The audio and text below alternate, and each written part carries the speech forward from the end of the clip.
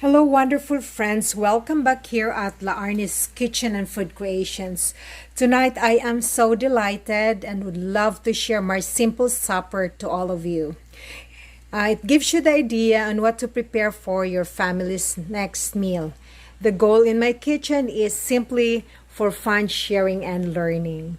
So this is our simple supper. Of course, I prepared my rice because rice is life. Okay, I'm going to make milkfish soup. So milkfish is bangus. So I try to gutted the milkfish, try to descale it and wash it thoroughly and slice it into 5 portions. Is it 5? 2, 4, 5. Yes. And that's a big fish. And here in my boiling pot, I'm going to open now this one. So here are the very basic ingredients that you can always try to access this from your supermarket or at the palenque. So I have here my red hot chili fingers. That's very optional. So I have here the green part of the scallions or sibuyas dahon. So I have to put that into the leaves part of the napa Chinese cabbage. So this is so huge. This is 3 kilos. So this is how it looks like. So probably you can use pechay, cabbage, or even spinach or malunggay, whatever, or kangkong or watercress. Whatever greens, you can always substitute that. But because this is my only leaves that it's available in my refrigerator, of course I have to go ahead. So the stem part of the Chinese napa cabbage, this is the part, it's a little bit harder than the leaves. So this will be towards the end. I have here my upo or long squash. So I'm going to add that. You can substitute that with talong or eggplant or green beans or any veggies of your choice.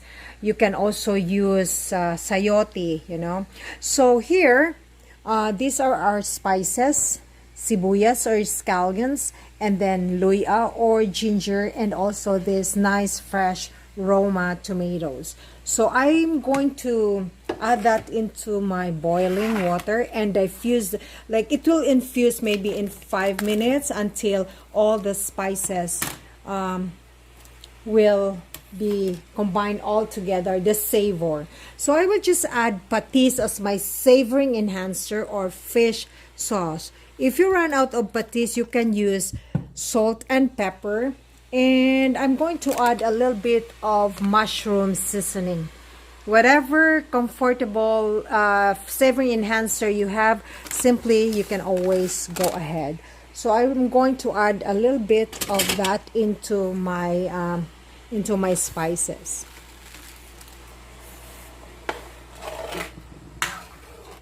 So I will let that the spices infuse together. And also, I'm going to add tamarind. That you can always access this from your Asian or Filipino grocery stores, and even at whatever supermarket it carries. In the international section, they have that one. It's called tamarind or sinigang na sampalok mix. It's a powder and it gives you a little bit of savor. It's a little bit of sour, but this is very optional. If you don't have like this, you don't really need to worry. So I'll have to cover this and wait for 5 minutes. Depending upon your flame, if your flame is too high, so it will be faster a little bit. So set that aside for now. Wonderful friends, if to the point that you run out of patis or fish sauce, or you don't have mushroom seasoning, the best bet is salt and pepper. Okay, friends, let's try to check. It's beautiful. You can also try to add your tanglad or lemongrass. It adds savor and flavor into your soup. So winter is very harsh here in Saskatchewan. So might as well have this soup for supper tonight. It's super and extreme cold warning today. So here at La Arnie's Kitchen and Food Creations, cooking and baking, they're always make fun and easy. Okay, now it's time to add my bangus or slices of fishes here. Okay, there you go. So we will let the bangus or the fish, set that aside maybe for 4 to 5 minutes. It doesn't really take that long, the process of cooking that bangus. So I'll have to cover that fish back.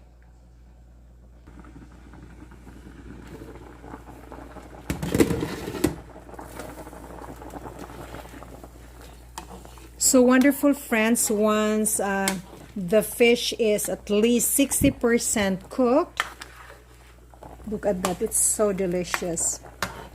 So we have to add our upo or long squash.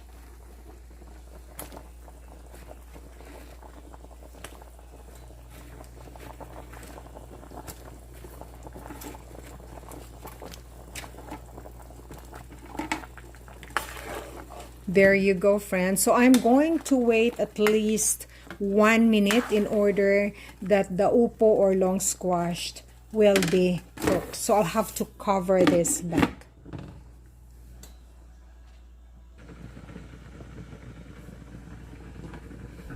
Okay, friends. So let's try to check. So this is perfect. So make sure your fish is cooked properly, but do not overly cook it. Cut the bangus.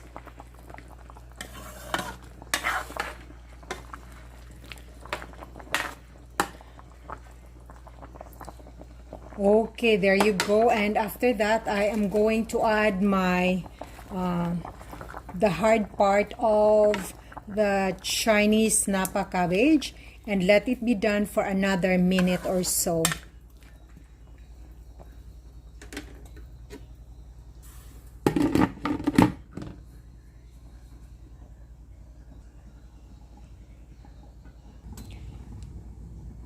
The last but not the least we have here are the following, are the leafy parts of this Napa cabbage, and also this green part of the onions or the scallions or sibuyas dahon.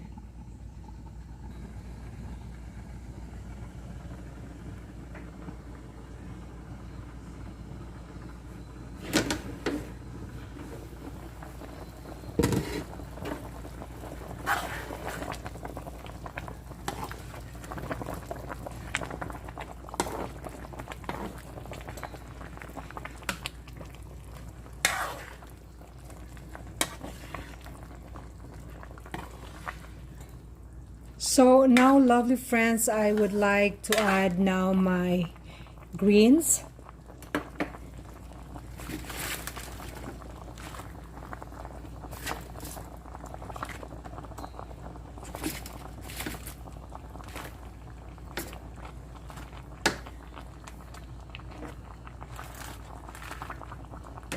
And I will just cover that good for 30 seconds because I want my greens not to be overly cooked. I want to preserve its freshness, to be a little bit crunchy, not overly cooked.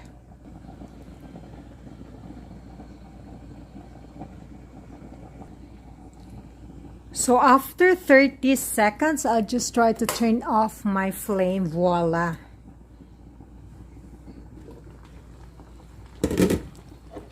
And when I'm going to mix that, I'm going to mix it slowly. With love, of course. Okay, there you go. So this is it. And I would like to thank you, wonderful friends, for watching La Arnie's Kitchen and Food Creations. I would like you to stay tuned for more cookings and simple bakings here at my little kitchen.